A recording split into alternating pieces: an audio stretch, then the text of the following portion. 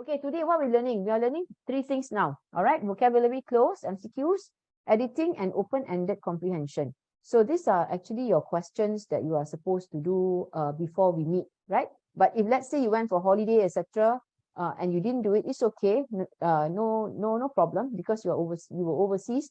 You can either print out the question paper. If you print it out, I leave it to you, okay? If you print it out, it looks like that, okay? But if you don't print it out, it's also okay. You can always like typing your answers. I think you are familiar with the platform. Let me see. It looks like that, right? Question paper here. It looks like this. All right. Okay. So I'm going to go through. The thing is, when you type out, when you print out like that, right? When I explain to you some things, right? You can actually annotate. Yeah. So, but because it's online, I give it to you how it's best that you learn. Is it okay? Can? So let's move on now. Okay, so vocabulary close. When you do vocabulary close, right, P5, there are, in your exam paper is question number 11 to number 20, okay, 11 to 20. There are 10 questions for the vocabulary, right? So the vocabulary, I need you to check if you're doing schoolwork, etc., or your exam papers and all that. So what you can do is you can go online and find the meanings. Sometimes the meanings, there can be more than several meanings, right? So you need to see the context. All right, so let's go and have a look here. A hot air balloon is a type of aircraft. So what's the meaning of it's a type of aircraft, right? It is lifted by heating the air inside the balloon. So type will be a kind, right? So the answer is B. You got it? So if you got this correct, give yourself a tick there. If not, then yeah, so you would know the meaning. All right. Type is kind. It is lifted by heating air inside the balloon, usually with fire. Hot air weighs less than the same volume of cold air, right? Which means that hot air will rise up, because the cold air comes in, hot air rises, right? Science, you know that. Next, number 2, the meaning for float is hover. Why? Because lifted, rise up, right? So because of this, it will hover. The meaning for hover, not over. I don't know, some students pronounce it as over. But it's not over. For hover is hover. No, because you're sitting for oral exam also for some people, right? Let me see the meaning. Okay, never mind. Sometimes they come up, some other things come up. It's okay. Meaning will be here. Hover. Yeah, hover. It's not hover, over. Yeah, hover. So remain in one place in the air, suspended. All right, so that's the meaning there. If you don't know, then you can just write down the meaning as suspended. All right. Next one, cannot be glide. Yeah, gliding, we glide, right? Then slide, no. Flow, no. All right, because this means suspended in the air. Okay, I go on to the next question, to the next one. Okay, I read first. When there is cold air around it, just like a bubble of air in a hot pot of water, the greater, right?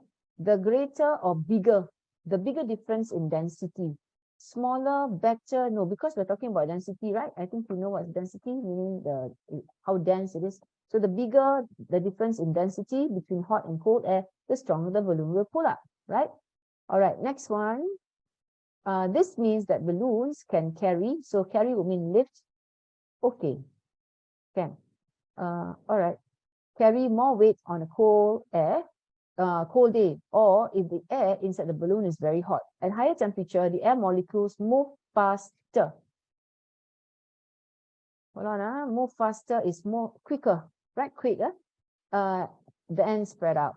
All right. Therefore, hot air becomes less dense than cooler air. The hot air balloon was the most successful human carrying flight technology. So if you notice, these are your answers. Okay, it's quite simple. It's not so difficult, right? So I think it's manageable for most of you.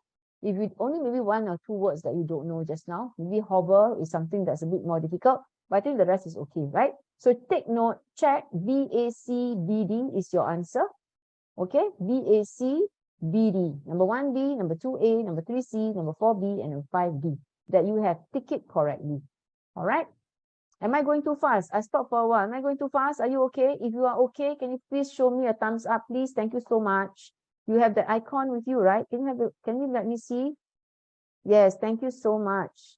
Yes, thank you, Kaihan. Thank you, Kaihan. Okay, great. Thank you, everybody. Jerusha, yeah, thanks. Okay, let's move on to the next one.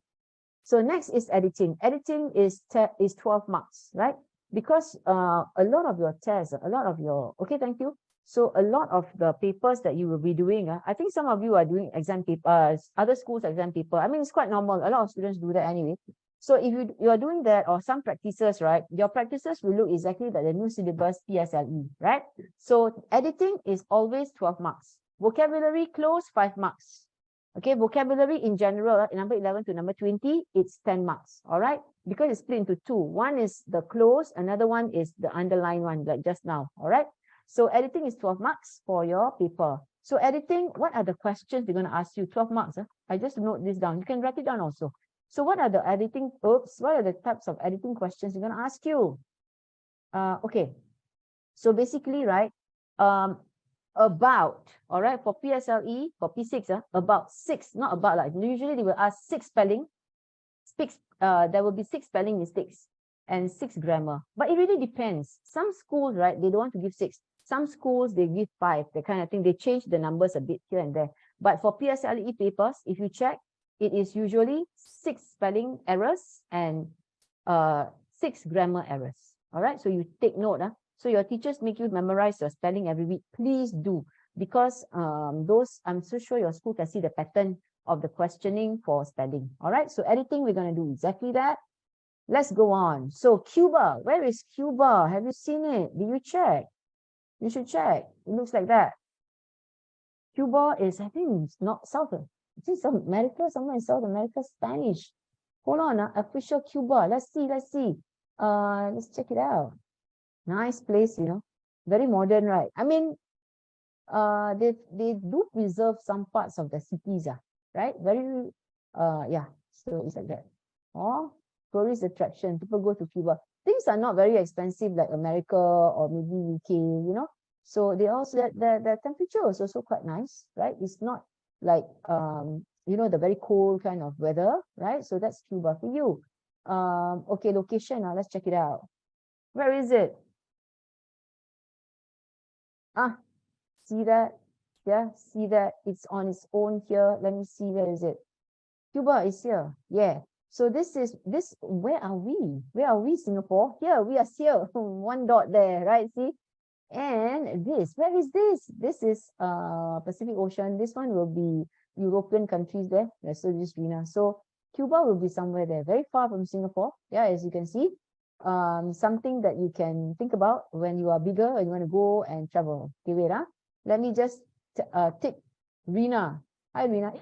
Tick already. Okay, maybe, yeah, it's okay. Sometimes the laggy or the computer Wi-Fi, so it's okay.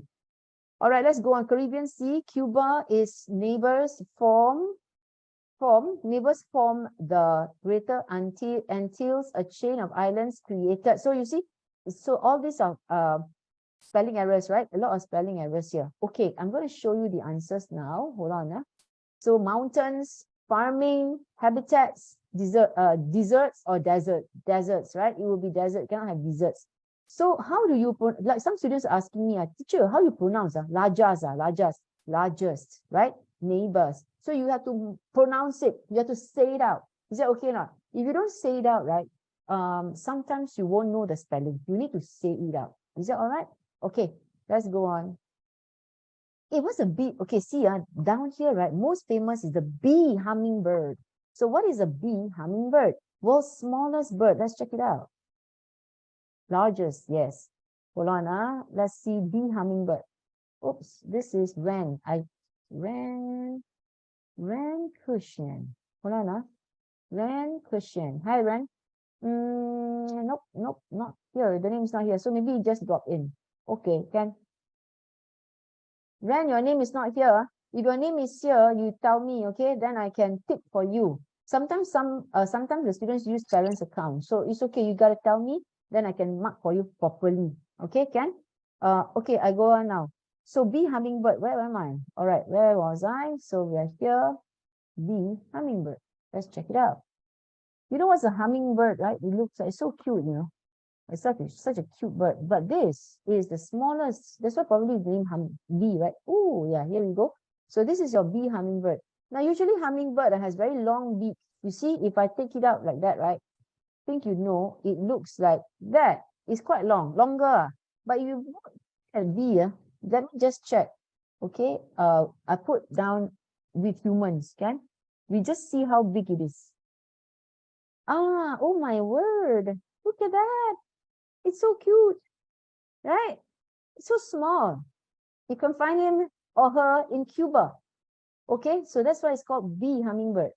Okay, it is so small. I think something like that. Cute, very cute. Okay, anyway, let's move.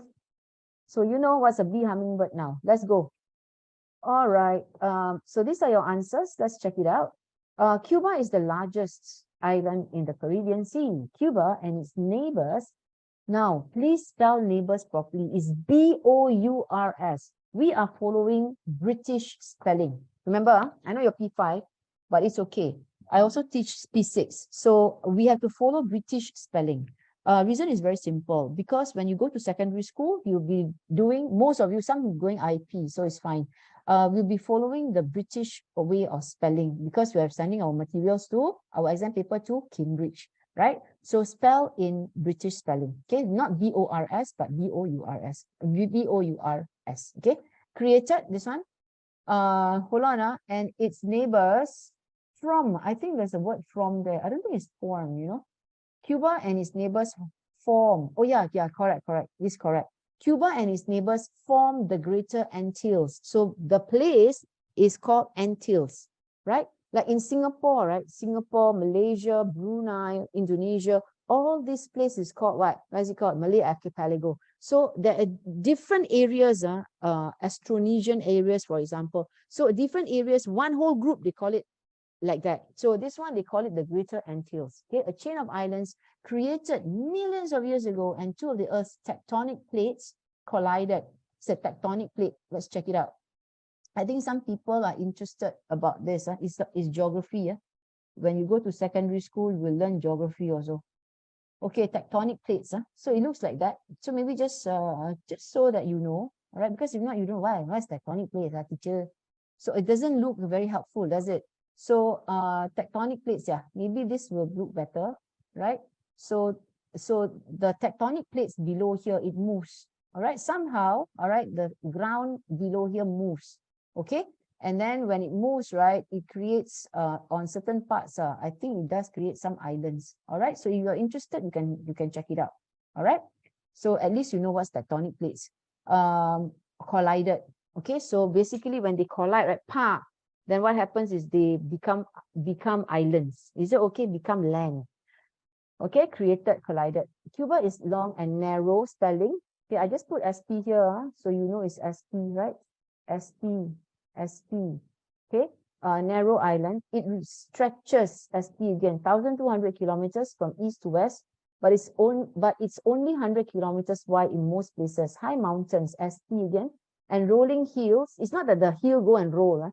So rolling hills mean the hills, all right, like that, right? The hill shape, all right, the hill shape, cover about 2/3 of Cuba. So very nice, very beautiful country here.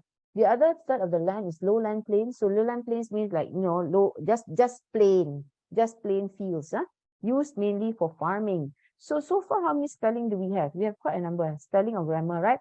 1, 2, 3, 4, 5, 6, 7, 8. 8 spelling, all right? Okay, I will wait for you. Any problem over here? If you have a problem there, you tell me.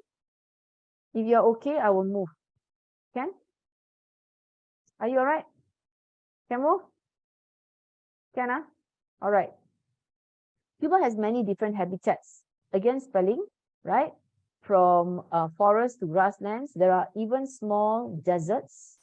This is desert. Double S is desert, right?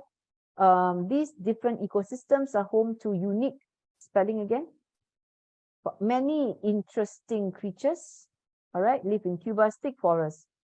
So most famous is the famous hummingbird you saw just now, smallest bird. The world's smallest frog also lives in Cuba. You want to see the smallest frog? Let's check it out. World's smallest frog. World's smallest frog. Like that. Oh, in Cuba. How about we write down in Cuba? Because sometimes it's contradicting. Some people say somewhere, oh, seriously? Look at that. Seriously? Yeah, it's that small.